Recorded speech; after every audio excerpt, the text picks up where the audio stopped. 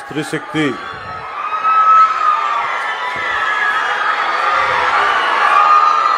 శక్తి పథకానికి ఈ కార్యక్రమానికి విచ్చేసిన మూల విరాట్ ఆడపడుచుల కష్టాలకి అండగా ఉండాలి.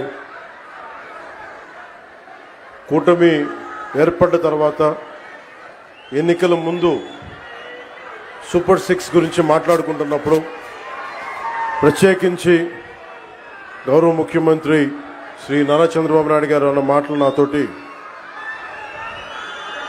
ఉచిత బస్సు సౌకర్యం కల్పించాలి.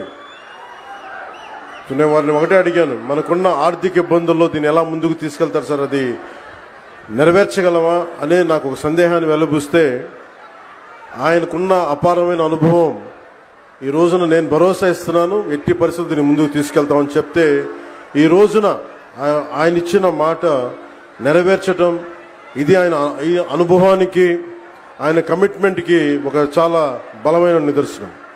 అలాంటి ముఖ్యమంత్రి శ్రీ నారా చంద్రబాబు నాయుడు గారికి నా హృదయపూర్వక నమస్కారాలు.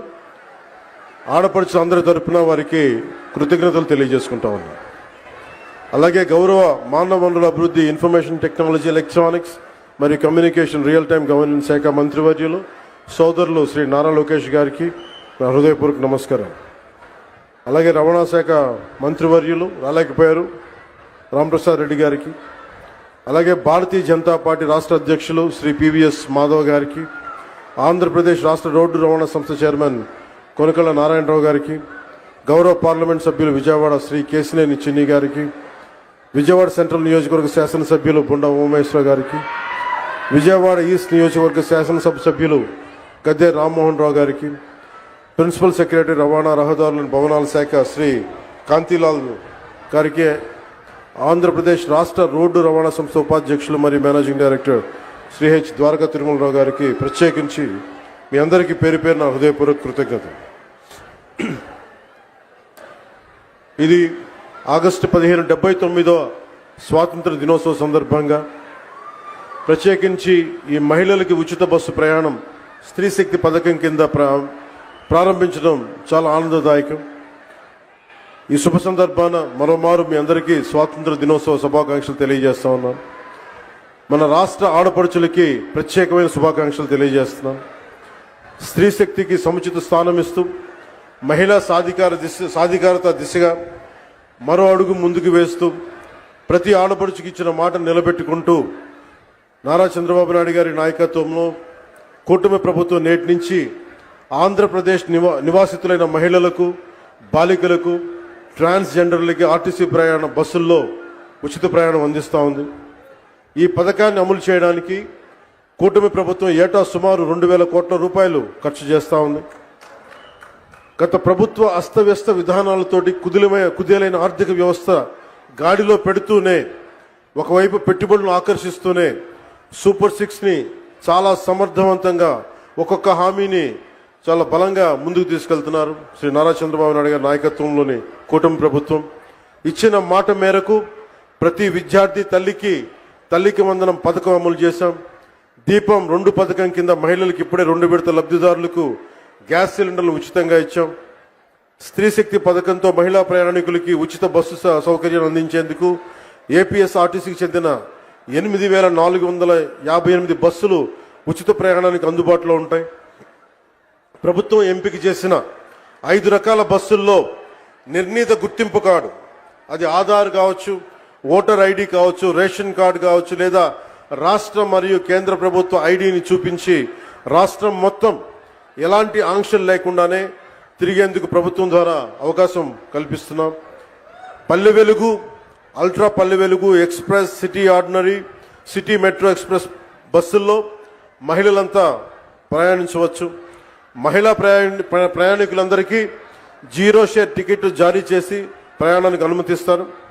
ఉచిత ప్రయాణంతో పాటు మహిళా ప్రయాణికుల భద్రత కూడా కూటమి ప్రభుత్వం అత్యంత ప్రాధాన్యత ఇస్తుంది.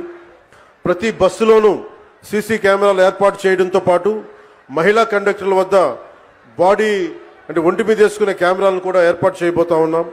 ఇది ఉచిత ప్రయాణం మాత్రమే కాదు, ప్రతి మహిళ ఆర్థిక భద్రత, ప్రయాణ స్వేచ్ఛ, సామాజిక గౌరవం అందించే మార్గం. ఇందాక దారి పొడవుతా ఉండవల్లి నుంచి వస్తా ఉంటే ఒక్కొక్క ఆడపడుచుతో మాట్లాడుతూ ఉంటే ఎంతంత సేవ్ అవుతుందమ్మా మీకు ఈ ప్రయాణం వల్ల అంటే, విద్యార్థులకి 1500 నుంచి కొంతమందికి 2000 రూపాయలు. నిజంగా ఒక 1500 2000 రూపాయలు ఒక సగటు ఆడపడుచుకి ఇది మనకి పొదుపు చేయగలుగుతున్నాం అంటే దానికి దూరదృష్టి ముందుకు తీసుకెళ్లిన గౌరవ ముఖ్యమంత్రి శ్రీ నారా చంద్రబాబు నాయుడు గారికి సంపూర్ణంగా ఈ గుర్తింపు ఆయనకి రావాలి. అలాగే మేమందరం ఈ రోజు ఇంత బలంగా చేయగలుగుతున్నాం, ఇంత ఇలాంటివి ఇన్ని పథకాలు ముందుకు తీసుకెళ్తున్నాం, పెట్టుబడులు ఆకర్షించగలుగుతున్నామంటే ఒకటి 2 కీలకమైనవి. ఒకటి, మీరు మా మీద భరోసా పెట్టారు. మేము ఎలక్షన్ సమయంలో మీకు చెప్పాం, మీరు చంద్రబాబు నాయుడు గారి మనకి నేతృత్వంలో ఉన్న కూటమి ప్రభుత్వాన్ని మీరు అండగా నిలబడండి, మేము మీకు అండగా నిలబడతాం.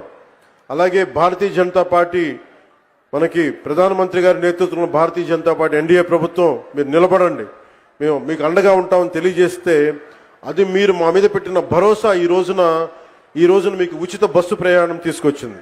అలాగే భవిష్యత్తులో కూడా ఏమైతే మీకు హామీలు చేశామో మొత్తం సంపూర్ణంగా సాధ్యమైనంత మేరకు అన్ని రకాల కష్టాలని, అన్ని రకాల అవరోధాలని అధిగమించి మీకు అండగా ఉంటుంది కూటమి ప్రభుత్వం, చంద్రబాబు నాయుడు గారి నాయకత్వంలోని కూటమి ప్రభుత్వం అండగా ఉంటుందని తెలియజేసుకుంటూ, మాకు ఈ రోజున అమరావతి రాజధాని కావచ్చు, అలాగే వైజాగ్ స్టీల్ ప్లాంట్కి కూర్చోబెట్టి నిధులు కావచ్చు, అనేక రకాలుగా పెట్టుబడుల ద్వారా మనకి ఆంధ్రప్రదేశ్ అభ్యున్నతికి, అభివృద్ధికి తోడ్పడుతున్న శ్రీ గౌరవ ప్రధానమంత్రి శ్రీ నరేంద్ర మోదీ గారి మార్గనిర్దేశకత్వంలో, నారా చంద్రబాబు నాయుడు గారి నాయకత్వంలో ఇంకా ఎన్నో పథకాలు, సేవలు ఈ కూటమి ప్రభుత్వం మీకు అందిస్తుంది, మీకు అండగా నిలబడతామని తెలియజేసుకుంటూ మరోమారు 79వ స్వాతంత్ర దినోత్సవ సందర్భంగా మీ అందరికీ మరోమారు స్వాతంత్ర దినోత్సవ శుభాకాంక్షలు తెలియజేసి సెలవు తీసుకున్నాను. జై హింద్.